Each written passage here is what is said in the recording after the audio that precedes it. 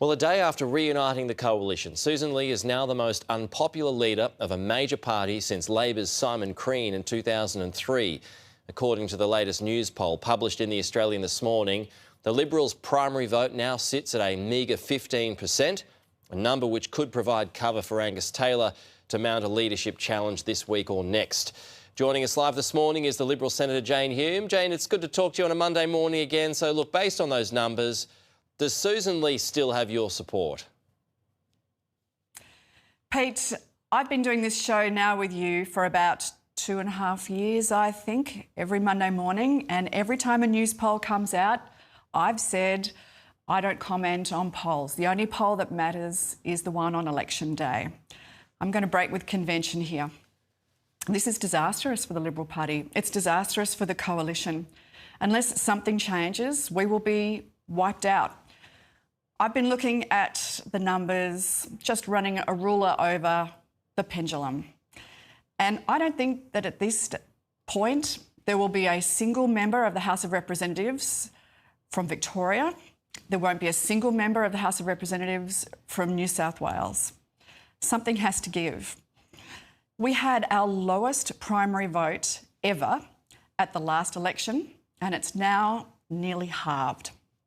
So something has to change, and it has to change quickly, because don't for a second think that the next election will be in 2 years' time.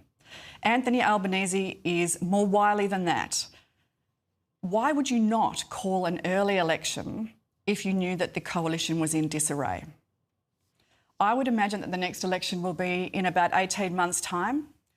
We need to claw back a lot of favour with the electorate just in order to survive.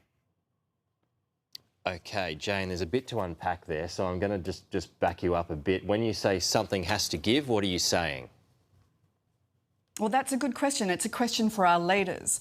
Our leaders of the Liberal Party, who have seen their primary vote fall to 15%, and our leaders of the National Party, who, despite an awful lot of posturing, has a primary vote of 3%.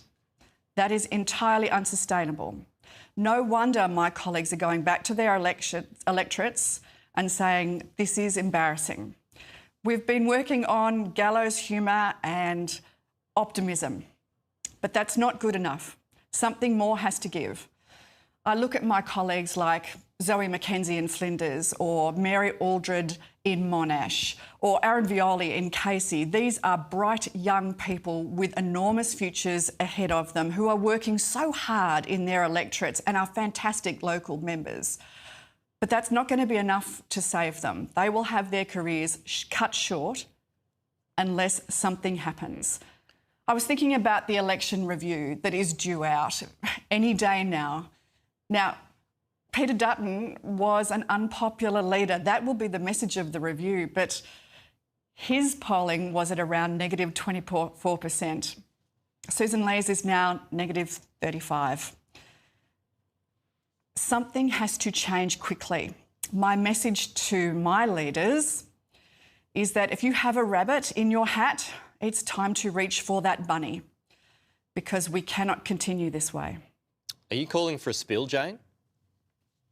No, I'm not calling for a spill. I want something to change. Do you know, 6 months into the last term of Parliament, Peter Dutton had said, this is what we stand for. He had announced that we were going to allow older Australians to continue to work without losing their pension. We had announced $400 million for youth mental health. We had announced policies to address domestic violence. We had announced a nuclear energy policy. I'm not entirely sure what it is that we have announced in the last 9 months.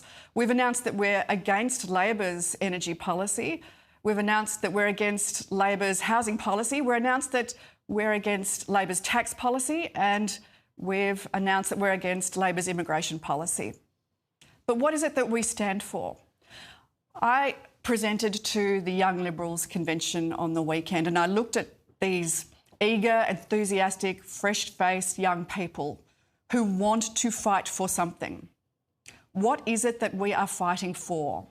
We are running out of time to deliver this message. So my message to my leaders, both Liberal and National, is please, time to express what it is that we're fighting for. Time to express who it is that we're fighting for. Because this news poll is so bad that we haven't even been compared to Labor. They haven't even bothered to do a two-party preferred number. Look, I think who are we? I think our viewers will agree with you, Jane, and appreciate your honesty this morning. But I just want to get some clarification on what needs to change. Do you think both leaders of the Liberals and the Nationals need to go, and you need to start again? That's not what I'm suggesting, but I do believe that it's time for the leaders to take a good, hard look at themselves and decide what it is that they're going to do to get us out of this hole. It's more than just coming together, shaking hands and say we've kissed and made up. What is it that we stand for as a coalition? Who is it that we are fighting for? What are our policies? Because people have stopped listening to us because we are a rebel. Is it time to start looking at what One Nation's offering, given the surge that they are seeing in the polls? One Nation is their own party. I'm looking forward to seeing some detailed policy ideas from them too, because let's face it, at this stage, they're just slogans. But we have a proud history and a legacy to protect, but more importantly, we have generations of future Australians that our responsibility is to look after. We're not speaking to them right now. They're not listening to us. So what is it that we are going to do for them?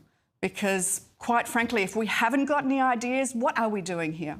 Well, let's say there is a spill, because it looks as though a few people might be agitating for one, and this poll might give, let's say, Angus Taylor cover. Is a leadership change going to stop the rot and change the problems? I can't answer that question. What I can only say is that at some point we need to do a reset and say, what is it that we stand for? Who is it that we're fighting for? And what policies are we presenting? Because the more we talk about ourselves, the less people listen to us. The government is getting away with murder on our watch.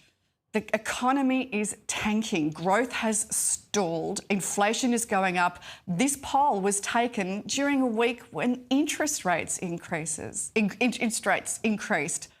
Yeah. And we still can't land a blow. It's simply not good enough. No wonder my colleagues are going back to their electorates each weekend and saying, I'm embarrassed, I'm sorry. Something's got to give. You seem quite emotional, obviously, Jane, and perhaps quite shocked at this poll and more. Just, I mean, are you questioning your own involvement in the Liberal Party moving forward? Well, I'm afraid I'm not part of the shadow cabinet or the shadow ministry, and certainly not part of leadership. So these conversations are going on without me right now.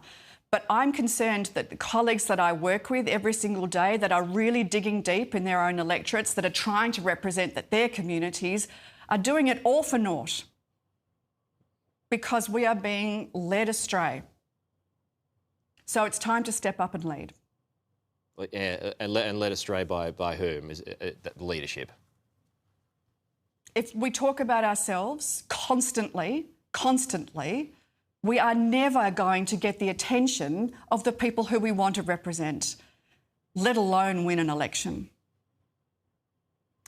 Can I just say, we're about to go to our headlines, Jane. I appreciate your time as always this morning, but there is another big story in Sydney today. Isaac Herzog, the Israeli president, arriving, plans to disrupt that from activists.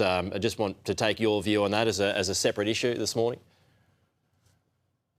The Jewish community have asked President Herzog to come here, to join with them, to give them some comfort. I think the Jewish community in Australia has been through enough in the last 3 years. How about we just allow them this time with such a senior figure from Israel, without the activism that goes with it, without the protests, without that underlying anti-Semitic message. It's not a long visit, it's only a couple of days. You know, peaceful protest is fine, but let's allow the Jewish community who have been through so much, particularly in the wake of Bondi, to just have a few days to themselves. All right. Jane Hume, appreciate your time this morning. Thank you so much.